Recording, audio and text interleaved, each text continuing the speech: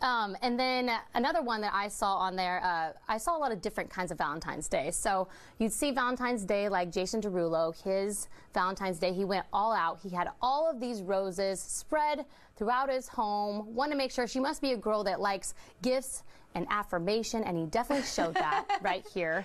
His house was decked out, and you can see she was very happy. But then you also saw Valentine's Day like this girl's simple girl. She just wants a go-kart. Just take simple go-karting. So it's just funny that she's probably more of a quality time type of girl.